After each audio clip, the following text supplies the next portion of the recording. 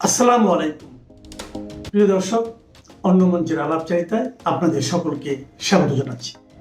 সালাউদ্দিন সাহেব, আপনি কি নামের পাশ থেকে শিলং শব্দটা কাটাতে চাচ্ছেন? যদি সেই উদ্দেশ্যে এই বক্তৃতা হয় তাহলে ঠিক আছে, অন্যথায় বলবো সালাউদ্দিন সাহেব, এভাবে কথা বলা যায় না। আওয়ামী লীগের রাজনৈতিক দাফন হয়ে গেছে। বাংলাদেশের 2024-এর জঙ্গি কোয়ালিশনের অভ্যন্তরীণ ক্ষমতা বন্টনের অংশ হিসাবে সাজানো নির্বাচনের মাধ্যমে স্বরাষ্ট্রমন্ত্রী হয়ে এত দাপটের সাথে কথা বলা যায় না সালাউদ্দিন সাহেব। আওয়ামী লীগের দাফন হয়ে গিয়েছে। আওয়ামী লীগের দাফন হওয়া যেভাবে সম্ভব সেই ধরনের নির্বাচনে ক্ষমতা গ্রহণ করেছেন, সেই ধরনের নির্বাচনে নির্বাচিত হয়ে স্বরাষ্ট্রমন্ত্রী হয়েছেন। 2024-এ জঙ্গি উত্থান হয়নি, বিএনপি করেছে। হ্যাঁ, বিএনপি করেছে, এটা তো আমরাও বলি। যেই জঙ্গি উত্থান হয়েছে সেখানে বিএনপি সবচেয়ে বেশি পেশি শক্তি নিয়োগ করেছে, বিএনপি সবচেয়ে বেশি তার নেতাকর্মী নিয়োগ করেছে, এটা কিন্তু আমরা স্বীকার করি। কিন্তু খারাপ কাজে জড়িত হয়েছেন। বাংলাদেশে যে জঙ্গি উত্থান হয়েছে সেই উত্থানে সামিল হয়েছেন। তারপরে একটা পাতানো নির্বাচনের মাধ্যমে ক্ষমতায় এসছেন। এখন আপনার গলা অনেক লম্বা হয়ে গেছে। আপনাকে ওরা শিলং সালাউদ্দিন বলে, চরমপন্থীরা। এখন পর্যন্ত তো সেই শব্দ কাটাতে পারেন নাই। আর আপনি বলে দিচ্ছেন যে বাংলাদেশে আওয়ামী লীগের দাফন হয়ে গেছে। আওয়ামী লীগ সম্পর্কে আপনার কিছু জানা আছে? আপনার যে চিন্তার অগভীরতা, আপনার যে শিক্ষা দীক্ষা, আপনার যে রাজনীতি, এটাতে বসে তো আসলে আওয়ামী লীগ চেনার সুযোগ নাই।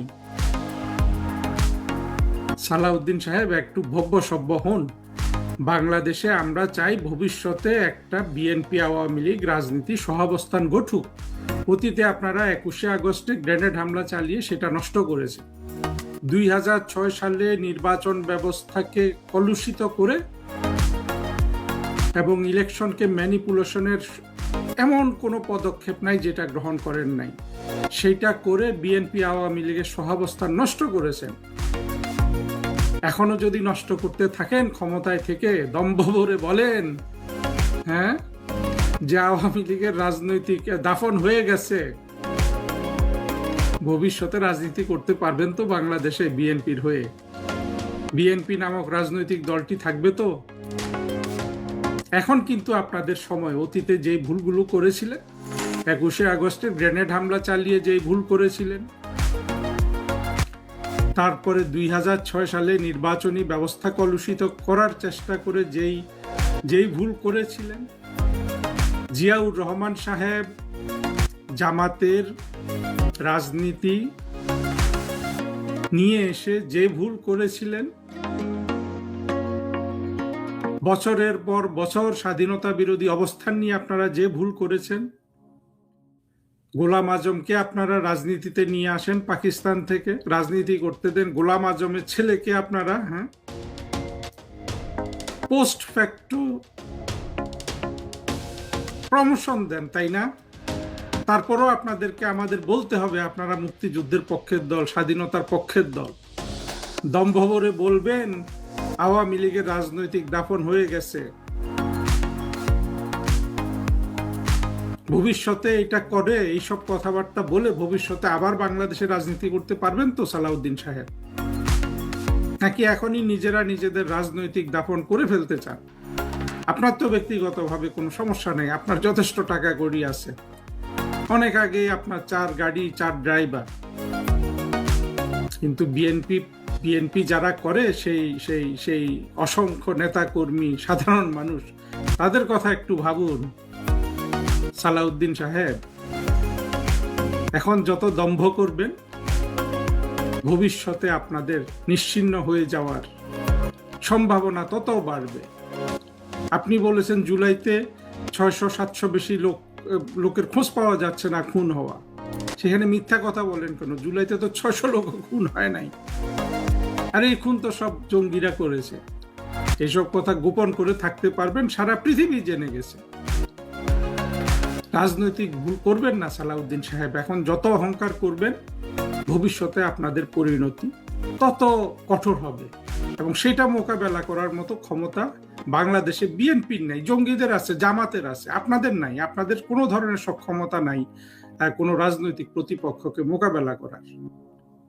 ফলে ভদ্র হয়ে রাজনৈতিক কথাবার্তা বলে, গণতান্ত্রিক কথা বলে গণতান্ত্রিক পথে টিকে থাকার চেষ্টা করুন। অগণতান্ত্রিক পথে চেষ্টা করে অতীতে টিকতে পেরেছেন, এখন আর পারবেন না। বাংলাদেশ আর সেই জায়গায় নাই। হ্যাঁ, আপনারা কি বলতেছেন? এত কবরের এক পা চলে গেছে, বদরুদ্দিন উমরের তো 2 পা চলে গেছিল, তারপরও কি মিথ্যা কথা বলে যায় নাই? এতে তো আমি কি বললাম আপনারা বুঝতে চাচ্ছেন না কেন? চিঙ্কু পান্তের 3 কাম: আওয়ামী লীগ, বঙ্গবন্ধু, ভারতের বদনাম। এখন ভারতের বদনাম করতে করতে এদের মুখ ব্যথা হয়ে গেছে, বঙ্গবন্ধুর বদনাম করতে করতে এদের মুখ ব্যথা হয়ে গেছে, আওয়ামী লীগের বদনাম করতে করতে মুখ ব্যথা হয়ে গেছে, ভারতের বদনাম করতে মুখ ব্যথা হয়ে গেছে। এখন শেখ হাসিনা এবং তার পরিবার এসে ঠেকছে। এদের কাজ কি? প্রথমে এরা বঙ্গবন্ধুকে বিতর্কিত করেছে, ভারতকে বিতর্কিত করেছে, 71কে বিতর্ক করেছে, মুক্তিযুদ্ধকে বিতর্কিত করতেছে, শেখ হাসিনাকে বিতর্কিত করতেছে। তাদের কথা হলো যে, অর্থাৎ তারা যেহেতু রাজাকার ছিল, তিনি যার কথাতে এই মহিউদ্দিন আহমেদ যাদের ফরমাইশে তিনি এটা লিখেছেন, তারা প্রত্যেকেই ছিল মুক্তিযুদ্ধ বিরোধী, এবং তিনিও ছিলেন চিঙ্কু বাম। আর তিনি যে ভাবটা নিয়েছেন যে তারা ছাড়া আর মুক্তিযোদ্ধা কেউ নাই, আমরাও 2-4 জন মুক্তিযোদ্ধার সাথে কথা বলেছি, কোনটা ঠাড়া ভরা মিথ্যা কথা আর কোনটা মিথ্যা কথা, কোনটা সত্য কথা বোঝার কিঞ্চিত আকল আল্লাহ আমাদের দিছে।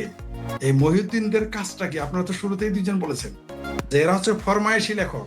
এখন তিনি টাকা পেয়েছেন যে কারণে, পৃথিবীতে কোন ব্যক্তিটা বলতে পারে যে পাকিস্তান, খোদ পাকিস্তানিরই বলে নাই যে বাংলাদেশে পাকিস্তান বাহিনী ক্ষতি করে নাই, যেটা অরুন্ধতী রয় বলেছে। পশ্চিমবঙ্গের বুদ্ধিজীবী, আর ভুলে গেলাম নামটা আপনার, তাও আবার কে, নেতাজি সুভাষচন্দ্র বসুর ভাতিজি, ভাইয়ের মেয়ে, তিনি বলেছেন 71 সালে আমাদের 25,000 মারা গেছে। আর মহিউদ্দিন আহমেদ বলতেছেন এই দেশে পাকিস্তান আমলে পাকিস্তানিরা দুধের নদী, মদের নদী, মধুর নদী বইতো, ভারত সোভিয়েত ইউনিয়ন এসে এটা ভেঙে দিয়েছে। এই যে ভারত আর সোভিয়েত ইউনিয়ন এসে ভেঙে দিয়েছে, এটা তো জামাতি বয়ান। আমরা তো এটা জানি এটা কার বয়ান, আমরা তো এটা বুঝি, কারণ এটা হচ্ছে জামাতির বয়ান। তার জন্য জামাতিদের একটা স্লোগান হলো, রুশ ভারতের দালালেরা হুঁশিয়ার সাবধান। এই স্লোগান কে দেয়? এই স্লোগান তো জামাতের, কারণ ভারত এবং সোভিয়েত ইউনিয়ন আমাদের মুক্তিযুদ্ধে সহযোগিতা করেছে। কিন্তু এই মুহূর্তে ভুলে গেছেন, এই মুহূর্তে মহিউদ্দিন সাহেব ভুলে গেছেন যে ইসরায়েল আমাদের সহযোগিতা করেছে। এই কথাটা বলতে তিনি ভুলে গিয়েছেন। তার উচিত ছিল এটাও বলার, তিনি এত ইতিহাস জানেন, এটা কেন জানলেন না? কারণ হচ্ছে এটা জামাতি লিখে দিছে, তারা লিখে তাকে আগে ফুট নোট দেওয়া হয়েছে যে তুমি এটা বলবা, এটা বলবা, এটা বলবা, প্রতি লাইনের জন্য, প্রতি শব্দের জন্য, প্রতি উচ্ছেদের জন্য এত টাকা পাবা। আপা একটা দুঃখের কথা বলেছেন যে আওয়ামী লীগ এতদিন সরকারের থেকেও তারা ন্যারেটিভ পয়দা করতে পারে নাই, এই চিঙ্কু বামেরা জামাতিরা আমাদের কি কি ক্ষতি করেছে সেটা প্রতিষ্ঠিত করতে পারে নাই। যদিও তাদের অনেক বুদ্ধিজীবী লেখক, পৃষ্ঠপোষকতা ছিল না যে তা বলবো না, কিন্তু জামাতিরা একটা কলামেই তারা সারা দেশে সেটা প্রতিষ্ঠিত করে ফেলে। একটা বাক্যতাই দেখেন না, টাকলা ফুয়াদকে লাগিয়ে দিয়েছে, আর ওই যে কেসকি বান্দির পোলা, কামের বেটির পোলা, নাটোরের জাহাঙ্গীরের পোলা শাহরিয়ারকে লাগিয়ে দিয়েছে। এরা 2 জন সারা দিন যা মন চাই তাই বলে। দেখলো যে এটা বলে তো এই যে স্ট্রিট পিপলকে দখল করে ফেলেছে, এখানে তো একাডেমিক কিছু রাখতে হবে, তার জন্য মহিউদ্দিনকে দেখলো বলাচ্ছে। তারা এগুলো বলবে, তারা শেখ হাসিনা কি করছে করে নাই, তারা কি করছে এটা কিন্তু বলে না। এই মহিউদ্দিনেরা কিন্তু এটা বলে না যে গোলাম আজম 71-এ কি করেছে, এই মহিউদ্দিনেরা কিন্তু এটা বলে না নিজামী সাইদিরা তখন কি করেছে, এই মহিউদ্দিনেরা কিন্তু এটা বলে না যে তাদের পেয়ারা পাকিস্তানিরা তখন কি করেছে, এই দেশে নিজামীরা কি করেছে, তা কিন্তু এরা বলে না। এরা সারাদিন বলবে বঙ্গবন্ধু কি করেছে, তাও নেতিবাচক, মানে বঙ্গবন্ধু কি করেছে, শেখ হাসিনা কি করে নাই, এগুলো তাদের আলোচনা, এটা তো তাদের পরিকল্পনা। এরা এই ন্যারেটিভটা এই জন্য মহিউদ্দিন পয়দা করেছে। এটা কিন্তু তারা এখন জানে যে তারা এটা পয়দা, এটা মার্কেটে খাবে না, এটা আগামী 20 বছর, 15 বছর, 30 বছর পরের জন্য এটা এরা তৈরি করে রাখলো। সেই জন্য মহিউদ্দিনকে দিয়ে এটা বলিয়ে রাখলো। প্রথম আলো অন্ধকারে এটা থেকে গেল, প্রথম আলোর অন্ধকারের ভিতরে এটা থেকে গেল, এই অন্ধকারটাই ছড়াবে। সেই জন্যই ডক্টর হুমায়ুন আজাদ স্যার বলেছিলেন সবকিছু নষ্টদের অধিকারে যাবে। এখন ইতিহাস, সাহিত্য, সঙ্গীত, শিল্প, চলচ্চিত্র, রাজনীতি সবকিছু এখন নষ্টদের অধিকারে। তার জন্যই এই মহিউদ্দিনেরা এত লম্বা লম্বা কথা বলতে পারে বা বলতেছে, তার চেয়ে একটা বড় কথা কিনা পৃষ্ঠপোষকতা আছে। আমি বারবার বলি যে পৃষ্ঠপোষকতা একটা ব্যাপার, কিন্তু অনেক বন্ধুরাই আমার স্বীকার করতে চান না। আপনি কি মনে করছেন মহিউদ্দিন আহমেদ শুধু দর্শিক কারণে এটা লিখেছে? না, এর পিছনে পর্দার অন্তরালে পৃষ্ঠপোষকতা রয়েছে। যদি মহিউদ্দিন এটা না বলতো তাহলে আরেকজনকে তো বলাইতো, সে না বললে আরেকজনকে তো বলাইতো। কিন্তু এরা কম টাকা দিয়ে মহিউদ্দিনকে পেয়ে গেছে, যে দাদা ভাইয়ের একজন তো সিরাজুল ইসলাম চৌধুরীর ব্যাগ টানতে টানতে বর্তমানে বাংলাদেশের এমপি হয়ে গেছে। সিরাজুল আলম একজন তো খান, এমপি হয়ে গেছে। জি জি, সিরাজুল আলম খান, না না, সিরাজুল আলম চৌধুরী, সরি সিরাজুল চৌধুরী, ওই যে ইসলাম। আপনার এমিরেটাস অধ্যাপক, তার তার তার ব্যাক টেনে টেনে একজন কিন্তু এখন মন্ত্রী, তার নাম জুনায়েদ সাকি, তার কথা বলছি। ও আচ্ছা আচ্ছা আচ্ছা, জি, আর সিরাজুল আলম খানের ব্যাক টানতে টানতে মহিউদ্দিন এখন বুদ্ধিজীবী, হ্যাঁ। বুঝতে পারছেন? এখন ব্যাগ বুদ্ধিজীবী। টানো না, ব্যাগ টানো না, সিরাজুল আলম খানের কাপড় চোপড় দুয়ের তিন জুতা আগাই দিতেন, এগুলো আমি জানি আর কি, এই জন্য বললাম। যাই যাই, এটা আমি তো আর জানি না, আপনার সাক্ষী, আমরা ঘটনাও সত্যি সাক্ষী না, আমি গল্প শুনছি এই জন্য বলছি। জি জি জি জি, ওই তো সাক্ষী। সাক্ষী আর মানে নাই। আপনি তো লাইভে সেটা বলতে পারবেন না যদি এটা সরাসরি মিথ্যা হইতো, এটা আপনি বলতে পারতেন না, এটা সত্য দেখেই তো বলছেন। যাই হোক, আর আমরা তো আর জামাতি না, আপনি তো আর জামাতি না যে ঠাড়া বাড়া মিথ্যা কথা আমার কাজ বা আপনার কাজ, তা তো না, লোপ আপার কাজও তা না। শুনেন, এই মহিউদ্দিনের খানের কথা, ওই যে আমার পুরনো গল্পই মনে পড়ে, জামালপুরের গপ্প করবি মিশা কথা বলি গায়, মিশা কথা না বলে গপ্প হইলো। তিনি আমাদের এখন গপ্প শোনাইতেছেন, জামাতি গপ্প জামাতিদের কাছেই থাকবে। বরং তারা যদি মনে করে এই সমস্ত বলে, শুনেন, সূর্যের দিকে থুতু দিয়ে, সূর্যের আলোকে থুতু দিয়ে আপনি তার যোগ্যতা, তার প্রয়োজনীয়তা আপনি বিলীন করে দিতে পারবেন না, তাকে ঠেকে রাখতে পারবেন না। বঙ্গবন্ধুকে, মুক্তিযুদ্ধকে যতই বিতর্কিত করুক, এই প্রথম আলোর অন্ধকার, মহিউদ্দিন গ্যাং, লাল বদর, নীল বদর, জাসদি বাসদি ফাঁসদি, যাই হোক, টিঙ্কু মামুকার যাই, জামাতি হোক, হেফাজতে, যাই হোক, এরা যত চিৎকার চেঁচামেচি করতেছে, এরা ততই পেছনে পড়বে। এরাই বরং মুক্তিযুদ্ধের পক্ষের মানুষদের এখন ঐক্যবদ্ধ করবে। এরাই বরং মুক্তিযুদ্ধের মানুষদের মধ্যে যে বিভেদ ছিল সেগুলো দূর করতে আমাদের সহযোগিতা করবে। দোয়া করেন যে এরা যেন আরো বেশি বেশি বলে, তাদের মুখোশ আরো উন্মোচিত হোক। আর 2024 সালে 5ই আগস্ট না ঘটলে আমরা তো চিনতে পারতাম না, এদেরকে চিনতে পারতাম। প্রকৃতিতে একটা কথা আছে যে প্রকৃতি অনেক কিছু আমাদের সামনে এনে দেয়, মুখোমুখি করে দেয়। আসলে সামনে না, আমাদের প্রকৃতি আমাদের অনেক কিছুর মুখোমুখি করে দেয়। আরে ভাই, আমি নিজে গণজাগরণ মঞ্চে জয় বাংলা স্লোগান যখন আসতে দিতাম, কত লোকে বলছে আমাকে, এই শেখ ফরিদ, তুমি জোরে জয় বাংলা বলো না কেন? বাবা রে বাবা, আমি বলতাম, ভাই আমার গলার সাথে কি আপনাদের গলা মোটা? এমনি আমি জামালপুরে, তার মধ্যে গলা নামের আগে ঠিক আছে, স্লোগান কিন্তু কম দিতে যাই না। তাহলে জোরে দাও না কেন? সেই লোকগুলো এখন বঙ্গবন্ধুর বিরোধিতা করে, সেই লোকগুলো এখন জয় বাংলা স্লোগানের বিরোধিতা করে, সেই লোকগুলো এখন শেখ হাসিনার ফাঁসি চায়, সেই লোকগুলো এখন জামাতের পক্ষে কথা বলে। কি বলবো আর কি বলবো না বুঝে উঠতে পারি। বুঝতে পারছেন? এই জুলাই সন্ত্রাসীদের আগমন যদি না ঘটতো, আমরা মহিউদ্দিনদের চিনতাম না। যদি জুলাই সন্ত্রাস না হইতো, আমরা মেজর হাফিজদের চিনতাম না। জুলাই সন্ত্রাস যদি না হইতো, আমরা খালেদ মহিউদ্দিনকে চিনতাম না। জুলাই সন্ত্রাস যদি না হইতো, আমরা ফট মাজারকে চিনতাম না। জুলাই সন্ত্রাস যদি না হইতো, আমরা সলিমুল্লাহ খানকে চিনতাম না। জুলাই সন্ত্রাস যদি না হইতো, আমরা এই যে প্রথম আলোর যে সম্পাদকের রূপটা আরেকবার আমরা তো আগেই চিনি, এই রূপটা আরো প্রকাশিত হতো না, আমরা চিনতাম না।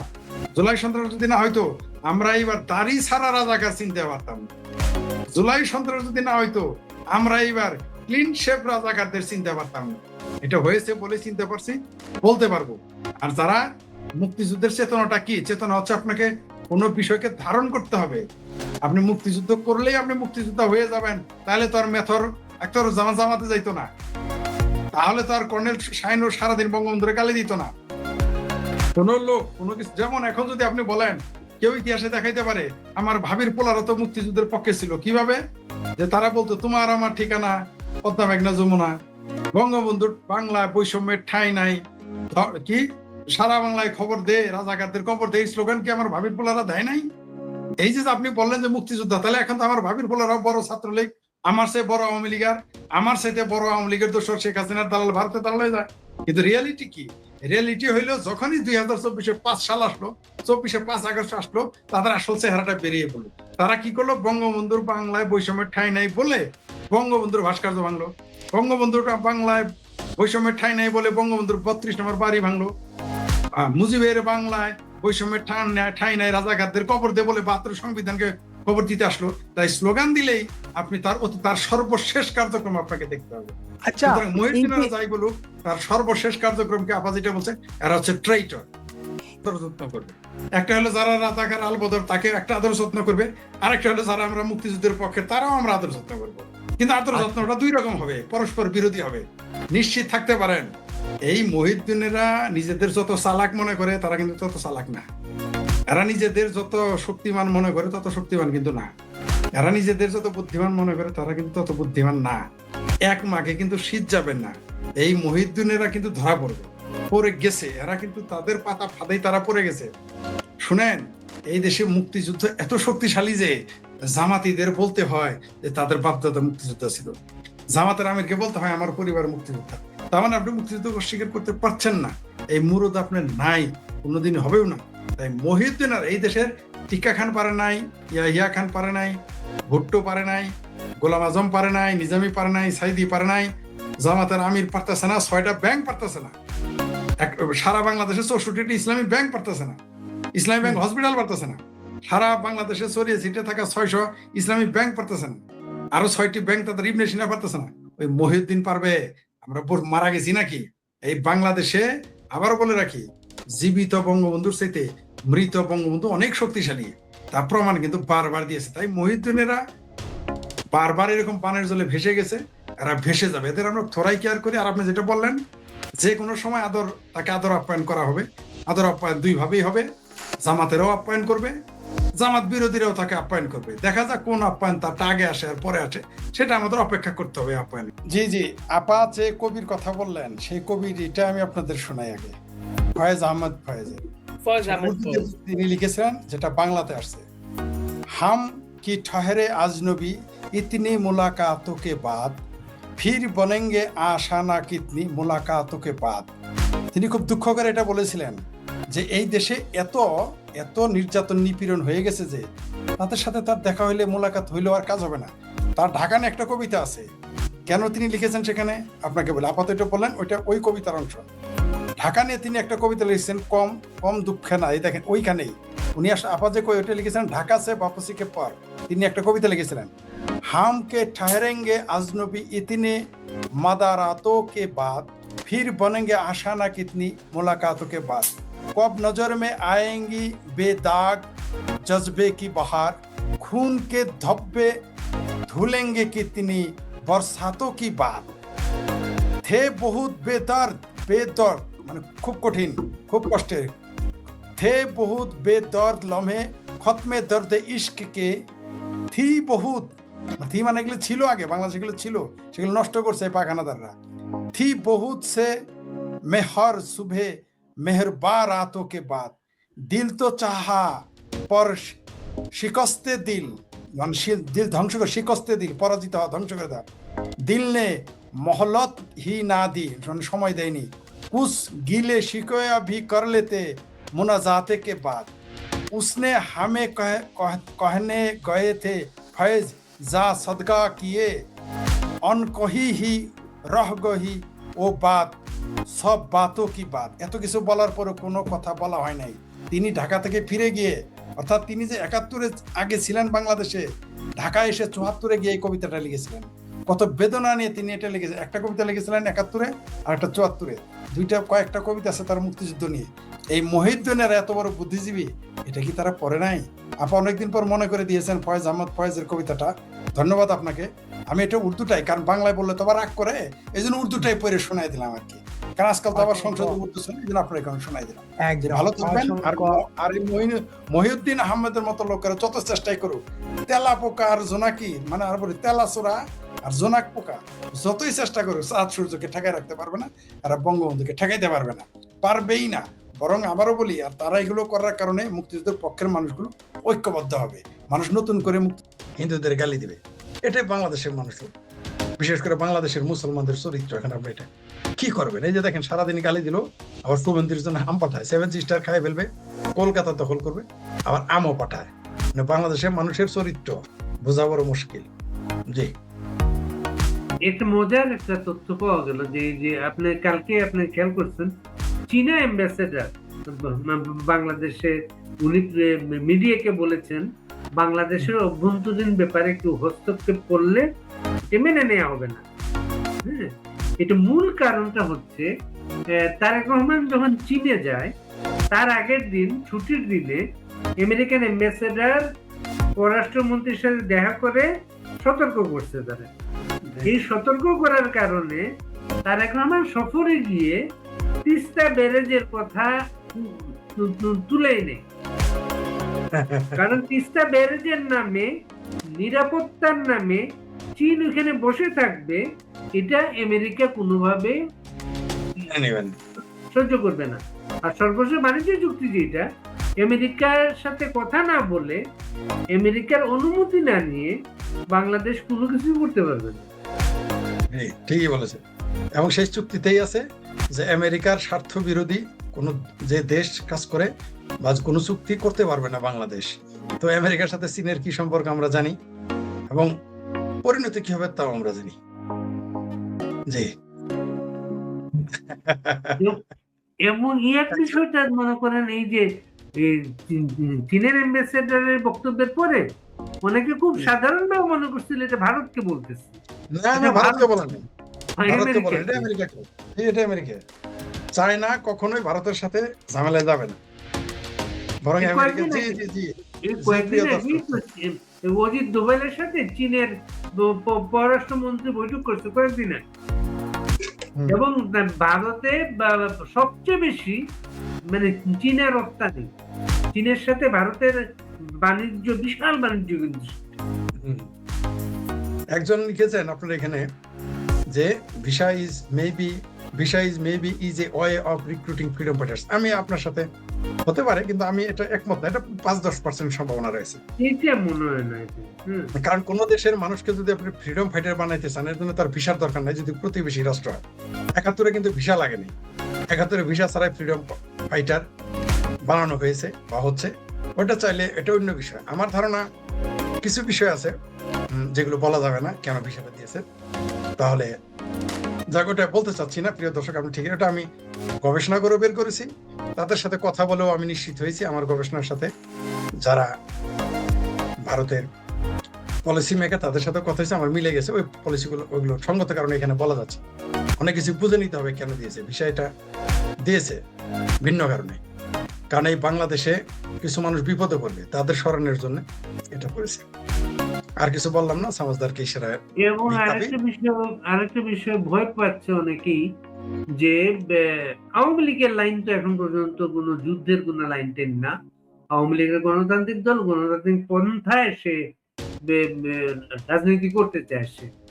একটা ভয় পাচ্ছে অনেকে, এই তারেক রহমান এই যে আওয়ামী লীগকে নিষেধাজ্ঞা প্রত্যাহার করতে দেরি করলে বা এই নির্যাতন চলতে থাকলে আওয়ামী লীগের নিয়ন্ত্রণের বাইরে আওয়ামী লীগের কোন একটা গ্রুপ মানে অস্ত্র হাতে নিতে পারে। সেটা আমি আপনার সাথে একমত। যদি এইভাবে চলতে থাকে, আমার ধারণা এইভাবেই চলবে। কারণ জামাত এদের বুদ্ধি দিয়েছে, পাকিস্তানের বুদ্ধি দিয়েছে, আওয়ামী লীগ নিষিদ্ধ রাখো, ছাত্রলীগ নিষিদ্ধ রাখো। আমার ধারণা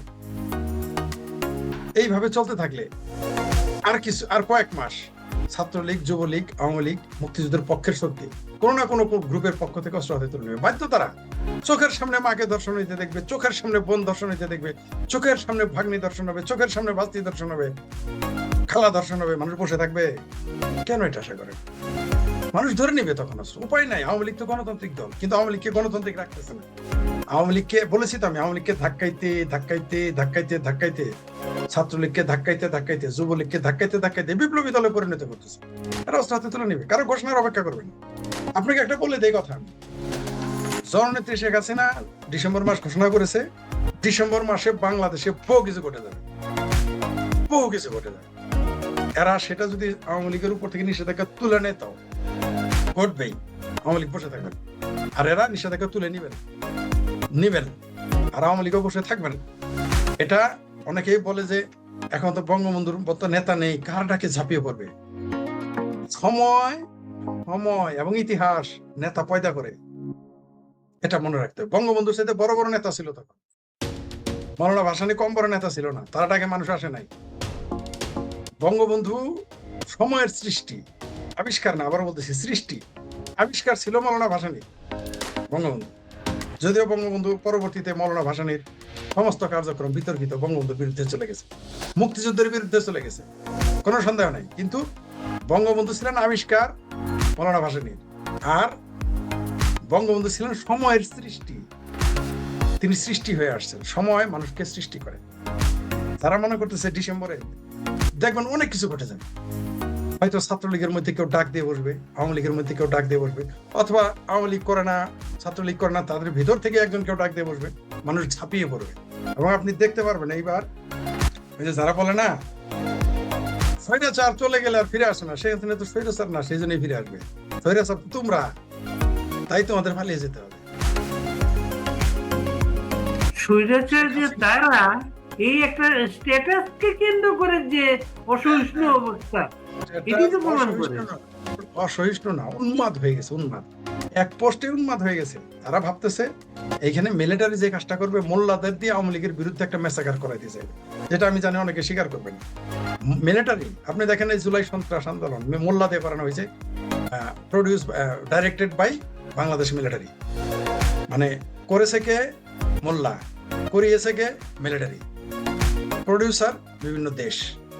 তো এই মুখোমুখি হতে হবে। আওয়ামী লীগের এখন মোল্লাদের ডর চলে গেছে।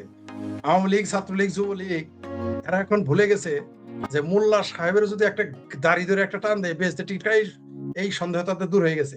মোল্লার যদি একটা চর মারলে যদি বেজদের জান্নাতুল ফেরদৌস কাটা যায়, ওটা তারা ভুলে গেছে। মনে করে যে জুব্বা করে আসবে, তারা যদি যাইতে ধরি আর যদি লাথি মারি, তাহলে তো যদি দুজকে যায়, ওই ডর চলে গেছে বাংলাদেশ আওয়ামী লীগের। মোল্লা রাইবের যদি মনে করে দাড়ি টুপি নিয়ে আর কাজ হবে না, দাড়ি টুপি আল্লাহদের চরিত্র বাংলাদেশ আমার জেনে ফেলেছে, মানুষ বুঝে ফেলেছে, মানুষ বুঝে ফেলেছে, আর কাজ হবে না। শুধু একটু ডর আছে, মিলিটারির অপেক্ষা করতেছে ছাত্রলীগ, যুবলীগ এবং মুক্তিযুদ্ধের পক্ষে সাধারণ মানুষ। আপনাকে বললাম তো এইবার, যদি আওয়ামী লীগ এখন বিপ্লব ঘোষণা করে, কালকে বিপ্লব হয়ে যাবে, কালকেই, আগামীকাল যদি ঘোষণা করে আওয়ামী লীগ, কালকে বিপ্লব হয়ে যাবে বাংলাদেশে। কেন ঘোষণা করতেছে না আমি বুঝি না। আওয়ামী লীগ কেন এত ভয় পায়? আমি তো ভয় পাই না, আমি তো ভয় পাই না। কালকে আওয়ামী লীগ ডাক দিলে তো আমার মতো লক্ষ লক্ষ করে মাঠে আওয়ামী লীগ কেন ভয় পাইতেছে আমি বুঝতে পারতেছি না।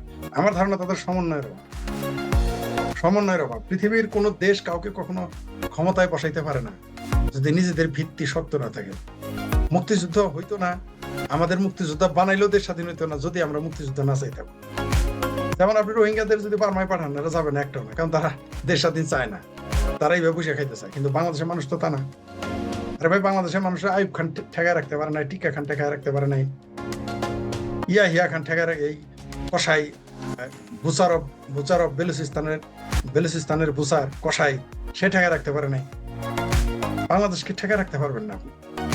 আর বাংলাদেশের মিলিটারি ওই কতক্ষণ ওই যে তাদের যে প্রভু রাষ্ট্র আছে পিছনে একটু হাত রেখে দিয়েছে, মনে করতেছে অনেক কিছু হয়ে গেছে। হাত আর কতদিন থাকবে? দেখেন না কি হয় সামনে। বাংলাদেশের মানুষ কিভাবে ঝাঁপিয়ে পড়ে কিছুদিনের মধ্যে দেখতে পারবেন। লাস্ট টাইম ডিসেম্বর, এর আগে ঘটে যেতে পারে। এর মানে এই না জননেত্রী সেখানে ডিসেম্বর বলছে মানে ডিসেম্বরে আসবে, হতে পারে আগেও চলে আসতে পারে, হতে পারে। ডিসেম্বর তো মার্জিন দেওয়া, বহু কিছু ঘটবে ডিসেম্বরে। এই জন্যই তারা পাগল হয়ে গেছে। তারা ভাবতেছে মিলিটারি ওয়াকারের তো পাশা থাকবে খালে আর বিলে, তার চাকরি থাকবে না, তার অস্তিত্বই থাকবে না, সে দেশেই থাকতে পারবে না। এই ওয়াকারে আন্তর্জাতিক স্যাংশন আসবে, তার উপর ইন্টারন্যাশনাল স্যাংশন আসে শুধুমাত্র একটা দেশের জন্য রক্ষা হইতে। কিছুদিনের মধ্যেই বাংলাদেশ সেনাবাহিনীর ডিসেম্বরের মধ্যেই চলে আসবে, বাংলাদেশের সেনাবাহিনীর উপরে স্যাংশন চলে আসবে। এদের মিশনে যাওয়া বন্ধ হয়ে যাবে। ওই যে মানজাভাঙ্গা রিটায়ার্ড আর্মিদের চাপা সোজা হয়ে যাবে ডিসেম্বরে, সোজা হয়ে যাবে, দেখতে পারবেন ডিসেম্বরে, দেখতে পারবেন। জনগণের উপরে কোনো শক্তি নাই, কলমের উপরে কোনো শক্তি নাই, বন্দুক খোলাবেন, এটা দেখতে পারবো আকাশ সাহেব। তো আপনাকে শুধু ডাক দিবে। এখন আমি আবারও বলি আপনাকে, সাধারণ মানুষ আজকে আমাকে কি বলছে জানেন? যে অন্তত 20 জন আজকে বলছে যে শুধু ডাক দেখ, তারা মাঠে নেমে যাবে, অপেক্ষা করতেছে একটা, মানে যখনই ডাক দেবে। অলরেডি ডিসেম্বরের জন্য এখন অপেক্ষা করতেছে বাংলাদেশের সাধারণ। আপনি দেখতে পারবেন কত লক্ষ নারী এবার আন্দোলনে যোগ দেয়, যারা জীবনে কোনদিন রাজনীতি করে নাই। দেখবেন যে গাজীপুরে নাসির মনোজি কিছুদিনের মধ্যে দেখবেন, ডিসেম্বরে এবার দেখবেন যে নারীরা কোনোদিন রাজনীতি করে নাই, তারা ঘর থেকে বেরিয়ে আসবে লাঠি ভালা নিয়ে। সে সময় আসতেছে, আবার 71-এর মতো ঘটনা ঘটবে। রাজাকার আলবদররা মনে করতেছে যে মাদ্রাসার মোল্লা লিল্লাখো, এতে লিল্লা খাওয়া বন্ধ হয়ে যাবে। এই যে এদের আগামীতে দেখবেন এই মোল্লাদের মাদ্রাসায় আর টাকা দিবেন। অলরেডি মৌলবীদের দেখবেন, মৌলবীদের তাকান পেটের গোস্ত কমে গেছে অনেকে, খেয়াল করেন। মৌলবীদের এখন ভালো চোখে দেখেন আর সুযোগ মেজর আখতারুজ্জামান বলছে, একজন লিখছেন, উনি বলছে যে শেখ হাসিনা যে আসবেন বলছে এটা গুজব। গুজব কিনে ওই মেথর আখতারুজ্জামান জামাতে গেছে, এখন তো এটা বলবেই। দেখেন গুজব কিনে বুঝতে পালাবে যখন, তখন না বলবে। সে তো রিটায়ার্ড মেজর, তার কথা বাদ দেন, ওই ফাতরা মেজরের কথা বাদ দেন, বদমাইশ গুপ্ত জামা, তোর কথা বাদ দেন। অস্তিত্ব থাকবে সামনে। গুজব কিনে ওটা সামনে আসলেই বুঝবে। ডিসেম্বর আসুক না, ডিসেম্বর মাস তার বেশি দূরে নাই। এটা হচ্ছে জুলাই মাস, August, September, October, November, December, আর তো 5 মাস মাঝখানে। মেথর আখতার যখন বুঝতে পারবে তখন আবার দেখবেন যে বলবে যে আমি তো মুক্তিযোদ্ধা ছিলাম, আমি তো জামাতে যাই নাই, বিপদে পড়ে গেছিলাম, আমার তো লোন ছিল, আমার পোলা মেয়ারে জিম্মি করছিল, আমার জমি জমা নিবে, এগুলো বলে দেখবেন তখন কত নাটক করে দেখতে পারবেন। কিন্তু ওগুলো কিছু গোলাবে না, সবার চরিত্র প্রকাশিত। আসসালামু আলাইকুম। মেহের আফরোজ শাওন বা অভিনেত্রী, সিনেমার নায়িকা মাহিয়া মাহি, তাদের দোষটা হলো তারা চোখে আঙ্গুল দিয়ে দেখিয়ে দিয়েছে জুলাই তোমরা কি করেছো। জুলাইয়ের আগের মেটিকুলাস ডিজাইন, তার মধ্যে দিয়ে জুলাই আন্দোলনের নামে লুকিয়ে থেকে পুলিশ হত্যা, সাধারণ মানুষকে স্নাইপার দিয়ে হত্যা, এবং জুলাইয়ের পরে জুলাইয়ের ব্যবসা সাজিয়ে সারা বাংলাদেশটাকে নরক বানানো, লুটপাট করা, অনিয়ম করা, মপ করা, এইসবের নায়কদেরকে চোখে আঙ্গুল দিয়ে দেখিয়ে দিয়েছে যে তোমরাই জুলাইকে নষ্ট করেছো। জুলাই যারা করো তারাই জুলাইকে নিয়ে ব্যবসা করেছো। এইটা চোখে আঙ্গুল দিয়ে এই দুই নায়িকা বলেন, শিল্পী বলেন, গায়িকা বলেন, তারা একদম দেখিয়ে দিয়েছে। মানে 2-4 লাইনের একটা ফেসবুক স্ট্যাটাস জুলাইয়ের সেই বিভৎস চেহারাগুলোকে উন্মাদ বানিয়ে দিয়েছে। আমরা গতকালকে এক আলোচনায় বলেছি যে তার ছিঁড়ে গেছে। ওই যে সালাউদ্দিন আম্মারের মতন লোকজন মবের হুমকি দিচ্ছে, কি বিভৎস কুৎসিতভাবে একজন নারীর নাক মুখ ফাটিয়ে দেওয়ার হুমকি দিচ্ছে। এগুলোর কোনো বিচার নাই। এগুলোর বিরুদ্ধে, মানে এটার বিরুদ্ধে জিডি ক্যামেরার বিরুদ্ধে মামলা হয়, সরাসরি একটা মানুষকে হত্যার হুমকি মামলা হয়। সেই মামলা হওয়া তো দূরের কথা, এখন দেখেন এই মাহিয়া মাহি এবং হচ্ছে আপনার মেহের আফরোজ শাওন, এই দুইজনকে এখন হচ্ছে উল্টা জেলে ভরার মতন একটা চিন্তা ভাবনা, তাদের নামে জিডি করা, তাদের নামে হুমকি দেয়া যে তারা, এবং প্রধানমন্ত্রীকে উস্কে দেওয়া হচ্ছে যে শাওন নাকি শেখ হাসিনার চেয়েও পাওয়ারফুল হয়ে গেছে, শেখ হাসিনাকে ধরতে হবে। আমি সেই জায়গায় যাচ্ছি, শাওনকে ধরতে হবে। আচ্ছা, জুলাই অবমাননা অপপ্রচারের অভিযোগে শাওন মাহির বিরুদ্ধে জিডি। জুলাই আন্দোলনকে অবমাননা অপপ্রচারের অভিযোগে অভিনেত্রী মেহের আফরোজ শাওন, চিত্রনায়িকা মাহিয়া মাহি এবং শান্তা ফারজানা নামে এক নারীর বিরুদ্ধে শাহবাগ থানায় সাধারণ ডায়েরি করা হয়েছে। রাষ্ট্র সংলাপ ফোরাম নামের একটি সংগঠনের পক্ষ থেকে জিডিটি করা হয়। মানে কি পরিমাণ এদের আতে ঘা লেগেছে এটা স্পষ্ট বোঝা যায়। এদের প্রতিক্রিয়া যা হচ্ছে গত 2-3 দিন ধরে। বিষয়টি তদন্তের জন্য ডিএমপির গোয়েন্দা শাখার গোয়েন্দা সাইবার ক্রাইম বিভাগে পাঠানো হয়েছে বলে জানিয়েছেন শাহবাগ থানা পুলিশ। আচ্ছা, শুক্রবার এই জিডি করা হয়। এ বিষয়ে শাহবাগ থানার ওসি মোহাম্মদ মনিরুজ্জামান তিনি বলছেন, অনলাইনে জুলাইকে অবমাননার অভিযোগে জিডি করা হয়েছে। সাইবার সংক্রান্ত হয় সেটি তদন্তের জন্য ডিবি সাইবার বিভাগে পাঠানো হয়েছে। তারা বিষয়টি তদন্ত করছে। জিডিতে কি আছে? রাষ্ট্র সংলাপ ফোরামের কেন্দ্রীয় সদস্য সচিব আনম আয়েস ও তুহিন ফরাজি এবং কেন্দ্রীয় যুগ্ম সংগঠক মোহাম্মদ শাহ আলম বাদশাহ জিডিটি করেন।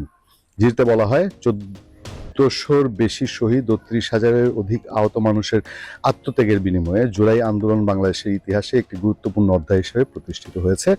তবে সম্প্রতি একজন ব্যক্তি প্রকাশ্যে জুলাই আন্দোলন ও এর স্মৃতিচিহ্ন নিয়ে অবমাননাকর বক্তব্য ও কর্মকাণ্ড করছেন বলে অভিযোগ করা হয়। প্রথমত, শান্তা ফারজানা নামে একজন ব্যক্তি জুলাই স্মৃতিস্তম্ভে জুতা নিক্ষেপ আঘাতের একটি ভিডিও সামাজিক যোগাযোগ মাধ্যমে তার ফেসবুক লিঙ্কে প্রকাশ করেছেন, যা শহীদের স্মৃতির প্রতি অবমাননাকর এবং জনমনে তীব্র ক্ষোভ সৃষ্টি করেছে বলে জিডিতে উল্লেখ করা হয়েছে। হায় রে বাঙালির পোড়া কপাল, হায় রে পোড়া কপাল। এই দেশে বঙ্গবন্ধুর প্রতিকৃতিতে জুতা মারে, প্রস্রাব করে। এই দেশে মুক্তিযুদ্ধের শ্রেষ্ঠ সন্তান বীর শ্রেষ্ঠদের ভাস্কর্য সেগুলো ভেঙে ফেলা হয়। এই দেশে মুক্তিযুদ্ধের শত শত স্মৃতি, শত শত ভাস্কর্য সেগুলো অবমাননা করা হয়, সেগুলোর জন্য কারো বিচার হয় না, বিচার হয় জুলাই স্মৃতিস্তম্ভে জুতা মেরেছে এর। দ্বিতীয়ত, মেহরাপুর শাওন সামাজিক যোগাযোগ মাধ্যমে বিভিন্ন ভিডিও বার্তায় জুলাই আন্দোলনকে পরিকল্পিত বা সাজানো নাটক হিসেবে উপস্থাপন করেছেন এবং রাষ্ট্র আন্দোলন নিয়ে অবমাননাকর বক্তব্য দিয়েছেন বলে অভিযোগ করা হয়েছে। এটা তো গত 2 বছর ধরে বহু মানুষ দিচ্ছে, আমরা দিচ্ছি, সারা বাংলাদেশে বহু জ্ঞানী গুণীজন তারা বলছে যে জুলাই একটা পরিকল্পিত হত্যাকাণ্ড। বিএনপির লোকজন বলছে, বিএনপির অ্যাডভোকেট ফজলুর রহমান বলছে, বিএনপির আপনার নীলফার চৌধুরী মনি বলছে। তৃতীয়ত, মাহিয়া মাহি তার সামাজিক যোগাযোগ মাধ্যমে এমন কিছু বক্তব্য দিয়েছেন বলে অভিযোগ রয়েছে যেখানে তিনি জুলাই আন্দোলনে অংশগ্রহণকারী বিভিন্ন ব্যক্তি ও সংগঠনকে কটাক্ষ করে তাদের অভিনয়ের সঙ্গে তুলনা করেছেন। এতে আন্দোলনে অংশগ্রহণকারীদের হেয় করা হয়েছে বলেও জিডিদের দাবি করা হয়। বিষয়গুলো তদন্ত করে প্রচলিত আইন অনুযায়ী প্রয়োজনীয় ব্যবস্থা নেওয়ার জন্য পুলিশের কাছে আবেদন করা হয়। উল্লেখ্য, 2024 সালে কোটা সংস্কারের দাবিতে শুরু হওয়া শিক্ষার্থীদের আন্দোলন পরে সরকার বিরোধী আন্দোলনের রূপ নেয়। এই পুরনো ব্যাকগ্রাউন্ড।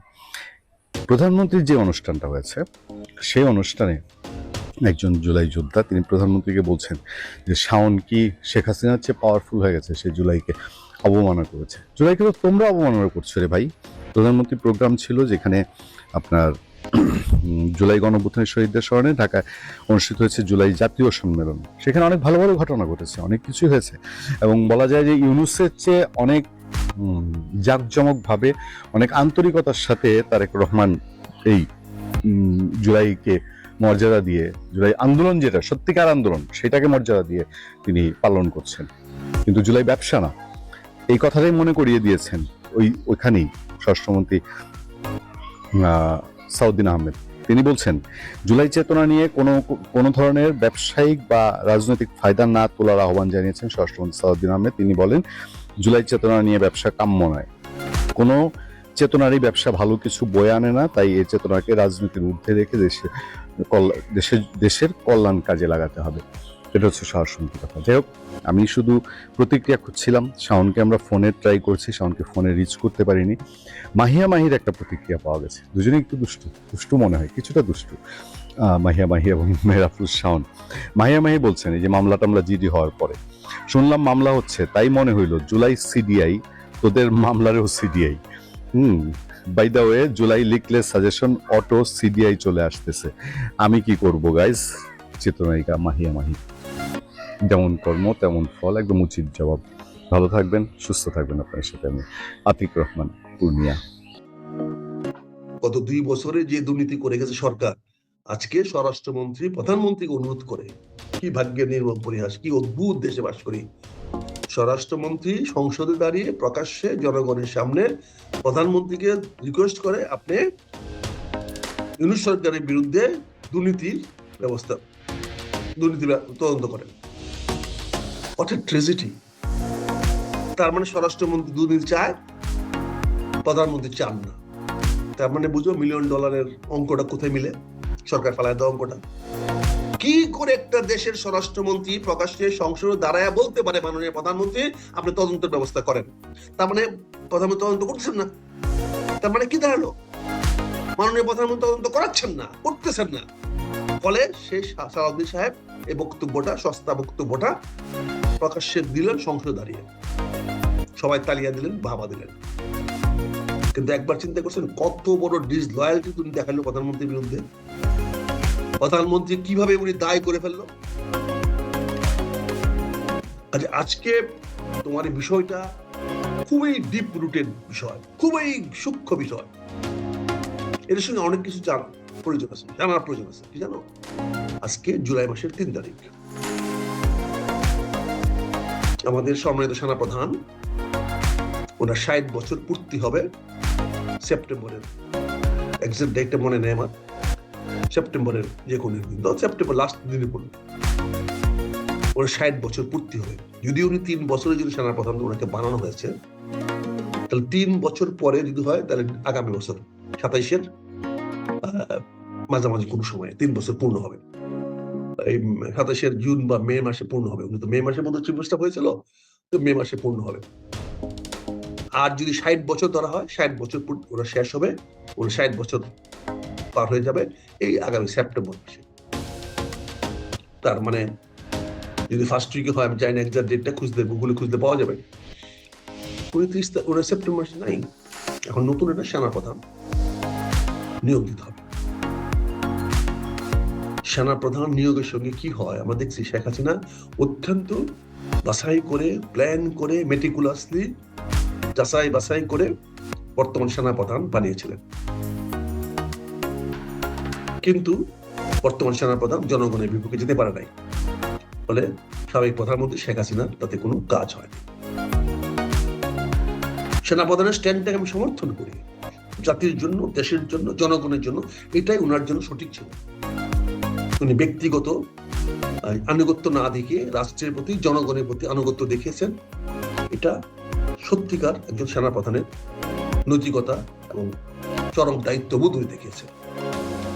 উনি কারো ব্যক্তির প্রতি অগ্রাধিকার দেন নাই। তারপরেও আমাদের মনে একটা কি থাকে, সেনাপ্রধানটা যদি আমার লোক থাকে তাহলে আমি একটু কমফোর্টেবল রাতে ঘুমাইতে পারি। যেমন একটা লাভ হয়েছে সাবেক প্রধানমন্ত্রী শেখ হাসিনা, যে ওনার বিশ্বস্ত সেনাপ্রধান থাকার কারণে তিনি সহজে স্থানান্তর হতে পেরেছেন। উনি চলে যাওয়ার ভয় ব্যবস্থাটা ওনাদের প্রধানরা ওনার করে দিয়েছেন, হেলিকপ্টার ব্যবস্থা করে দিয়েছেন, নিরাপদে বাংলাদেশ ত্যাগ করার ব্যবস্থা করে দিয়েছেন। এটা সম্ভব হয়েছে যেহেতু ওনার অনুগত বিশ্বস্ত সেনাপ্রধান বা অন্যান্য প্রধানরা ছিলেন, পুলিশ প্রধান ছিলেন।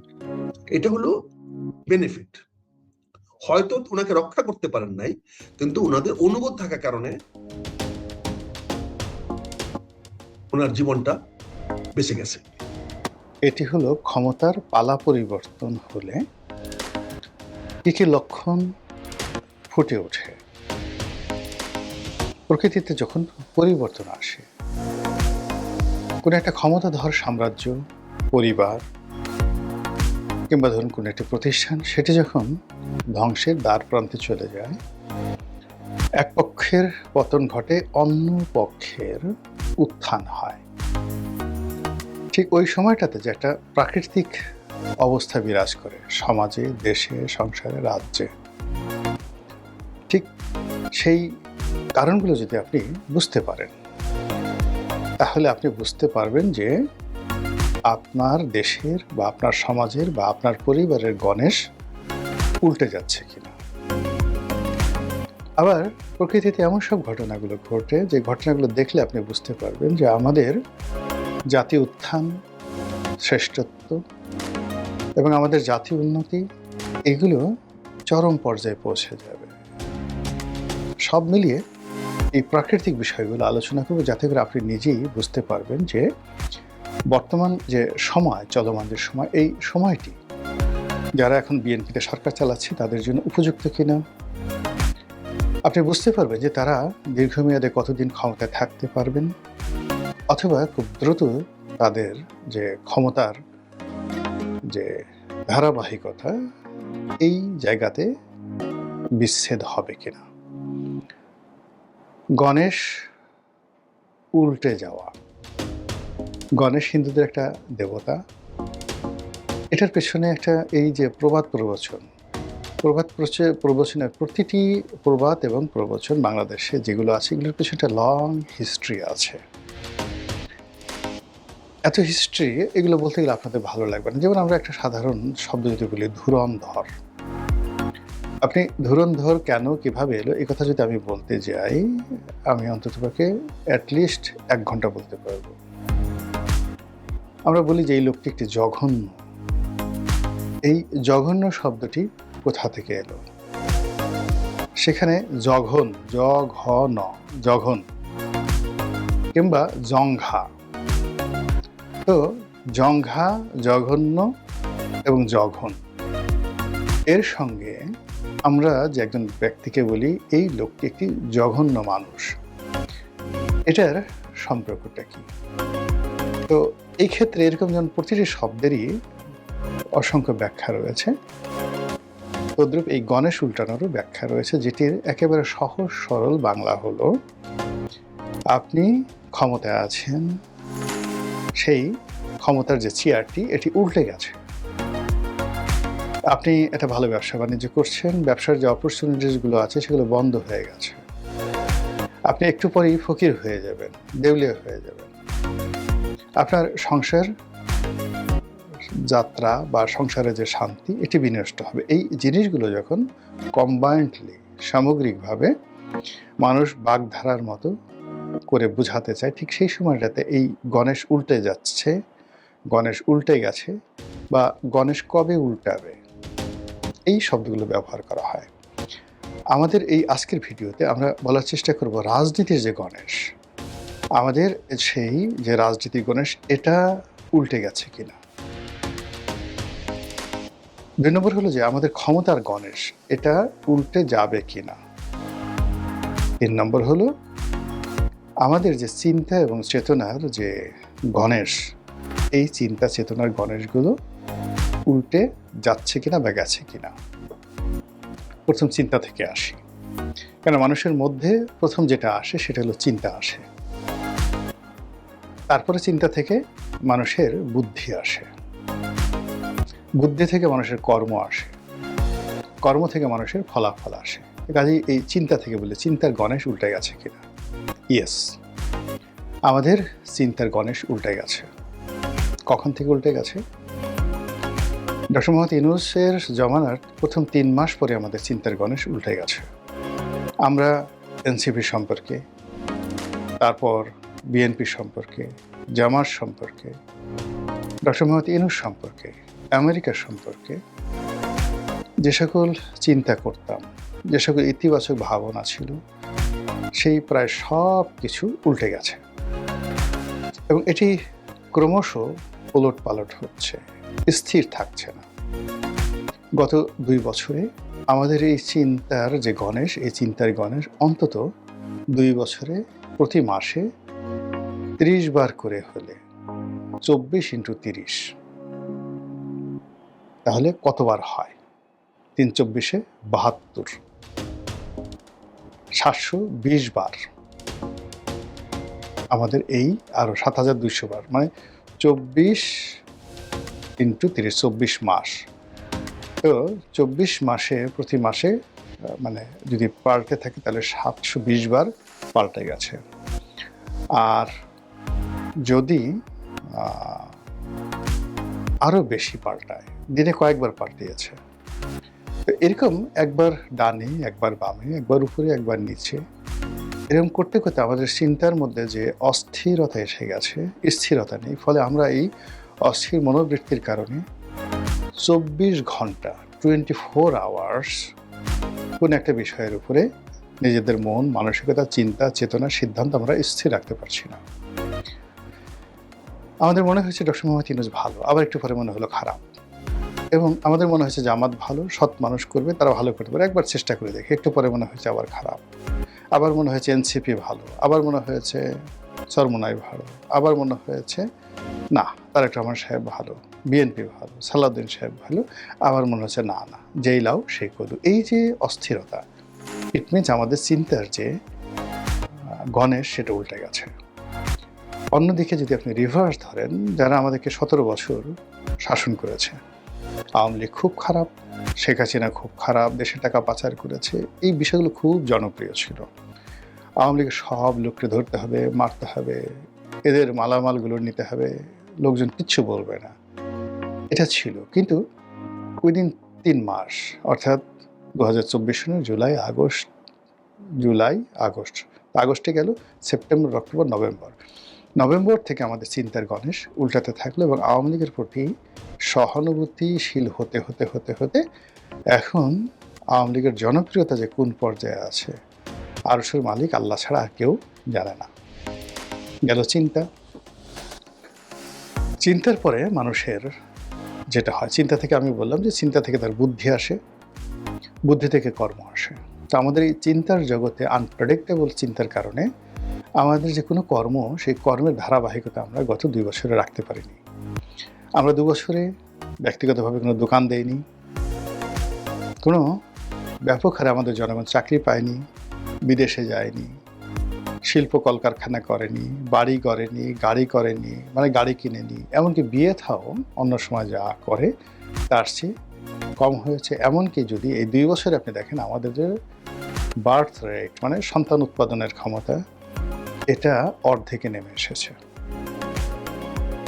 বোঝার চেষ্টা করুন তাহলে আমাদের চিন্তার কারণে, আনপ্রেডিক্টেবল চিন্তার কারণে আমাদের যে দৈনন্দিন জীবনের যে কর্ম, সেই উৎপাদন তারপরে শেষে আমাদের ঘুম, খাওয়া দাওয়া যা কিছু রয়েছে সব কিছুর গণেশ উল্টে গেছে।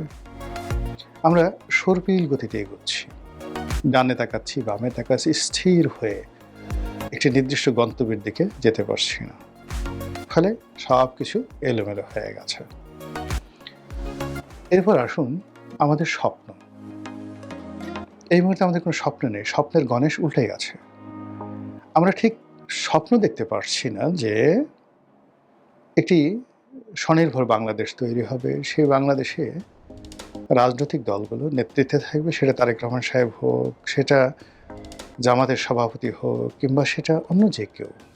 ইভেন অনেকে সেনা শাসনের কথা বলেন, সেটা জেনারেল ওয়াকারুজ্জামান বা অন্য কোনো জেনারেল আসুক, তারা সামরিক বাহিনীর মাধ্যমে দেশকে সেই অতীতের এরশাদের মতো করে শাসন করবে। এরকম কোনো একটা চিন্তাতে, কোনো একটা পরিকল্পনাতে, কোনো একটা স্বপ্নে আমরা বিভোর হয়ে 24 ঘন্টা স্থির থাকতে পারছি না। এমনকি নিজের ঘরের মধ্যে আমরা যে সকল চিন্তা করছি সেই চিন্তার সমমনা একজন সিঙ্গেল লোককে আমরা পাচ্ছি না। সবাই বিচ্ছিন্নভাবে যার যার মতো ছুটছে।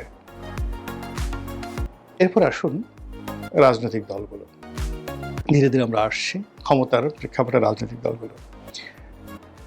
দলগুলো অনেকটা, ধরুন আপনি কি বলবো, আপনি একটা চৌবাচ্চার মধ্যে ছিলেন, বিশাল একটা চৌবাচ্চা বা একটা পুকুরের মধ্যে ছিলেন।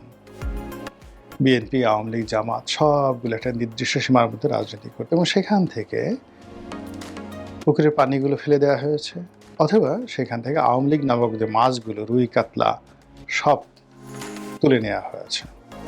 রুই কাতলা, বোয়াল, পাঙ্গাস সব তুলে নেওয়া হয়েছে, কালীবাউস, শোল, গজার যা যা আছে। এখন আওয়ামী লীগের সেই যে রুই কাতলাদের ভয়ে যারা, মানে আপনি জানেন যে এক বড় মাছ ছোটো মাছকে খেয়ে ফেলে, ট্যাংরা, পুঁটি, কই থেকে শুরু করে যে সকল ছোটো ছোটো মাছ যারা কাদার মধ্যে লুকিয়ে থাকে, তো এই মাছগুলো চলে যাওয়ার কারণে এই সমস্ত মাছগুলো, মানে ছোটো ছোটো মাছগুলো কাদার মধ্যে থেকে বের হয়ে এসেছে। এখন বাইম মাছ সে গোকরা সাপের মতো ফনা ধরেছে, কুচিয়া সে ভাব দেখাচ্ছে সে অজগর হয়ে গেছে, ট্যাংরা সে ভাব দেখাচ্ছে সে যেন আইড় মাছ হয়ে গেছে, পাবদা মাছ সে বোয়ালের মতো ভাব নিয়ে হা করছে, পুঁটি মাছ সে রুই কাতলার মতো হা করছে। তো এরকম একটা পরিবেশ পরিস্থিতি আমাদের এই সমাজের যে রাজনৈতিক অঙ্গন, সেই রাজনৈতিক অঙ্গনে আমরা প্রতিনিয়ত দেখতে পাচ্ছি। যে যা নয় সে সেই জিনিসটি পারফর্ম করার জন্য চেষ্টা করছেন। এরপর যেটি হচ্ছে সেটি হলো মানুষের মনোজগতে শ্রদ্ধা জাগানোর জন্য যে একটা ন্যাচারাল লিডারশিপ কোয়ালিটি লাগে, এই ন্যাচারাল লিডারশিপ কোয়ালিটি আমরা এখন কারোর মধ্যে দেখতে পাচ্ছি না। মনে হচ্ছে সব কিছু চাপিয়ে দেওয়া, মনে হচ্ছে সব কিছু সাজানো, গোছানো, পরিকল্পিত। কেউ হয়তো পেছন দিক থেকে সুতো টানছে, কেউ হয়তো পেছন দিক থেকে শিখিয়ে দিচ্ছে ডায়ালগ, বলো বাংলা, বিহার, উড়িষ্যার নবাব, কেউ বললো যে আমি মোহনলাল। এরকম মানে এই রাজনীতির অঙ্গনে যে ভাষাগুলো ব্যবহৃত হচ্ছে, যে ঘটনাগুলো দেখা হচ্ছে, মনে হচ্ছে একটি রঙ্গমঞ্চ, যেটির জন্য একটা নির্দিষ্ট ডায়ালগ আছে, পাত্রপাত্রী আছে, এই কাজ করবে, এরকম একটা দৃশ্য আমাদের মনে হচ্ছে। আর এই মনে থাকার ফলে আমাদের যা হয়, সারা রাত জেগে আমরা যাত্রা গান দেখি, নাটক দেখি, সিনেমা দেখি, আর ওখান থেকে বের হয়ে আসার পর মুহূর্তের মধ্যে আমরা ভুলে যাই এবং আমরা আমাদের জীবনযুদ্ধে ঝাঁপিয়ে পড়ি। আমাদের এই রাজনৈতিক অঙ্গনে প্রায় প্রতিদিনই যা কিছু ঘটছে আমরা যখন দেখছি, বিমোহিত হচ্ছি, বিরহ বেদনায় কাতরাচ্ছি, কখনো রাগ হচ্ছি, বিরক্ত হচ্ছি, কখনো ক্ষেপে যাচ্ছি, আবার সেই দৃশ্যের বাইরে এসে জীবন যুদ্ধের যে সকল উপকরণ রয়েছে সেগুলো দ্বারা মারাত্মকভাবে আমরা ক্ষতিগ্রস্ত হচ্ছি। এই হলো রাজনৈতিক অঙ্গন। ক্ষমতার একটা সার্বভৌমত্ব থাকে, ক্ষমতার একটা প্রাকৃতিক বৈশিষ্ট্য থাকে। ক্ষমতাবানরা কখনো ক্ষমতা দেখিয়ে, ক্ষমতা প্রয়োগ করে নিজেদেরকে জীবনে কখনো ক্ষমতাধর প্রমাণ করতে পারেনি। এটা একটা প্রাকৃতিক বৈশিষ্ট্য। যেমন ধরুন একটা বাঘ, একটা গোকরা সাপ, একটি সিংহ, একটি জিরাফ, একটি হাতি, এদের আকার, আকৃতি, শারীরিক গঠন, হুঙ্কার সবকিছু দেখেই আপনি এদের ক্ষমতা এবং এদের কর্তৃত্ব বুঝতে পারবেন।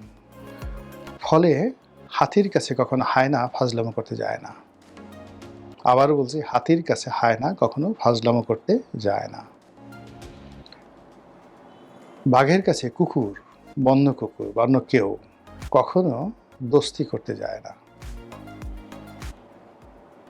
জেব্রার পায়ের কাছে, ধারের কাছে কখন অন্য কোনো প্রাণী যায় না। পৃথিবীর সবচেয়ে শক্তিশালী লাথি জেব্রা দিতে পারে। এভাবে প্রতিটি ক্ষমতা, প্রকৃতির প্রতিটি ক্ষমতা আল্লাহ রাব্বুল আলামিন এমনভাবে তার সৃষ্টির মধ্যে ঢুকিয়ে দিয়েছেন, এটা কেউ কখনো প্রদর্শন করে না।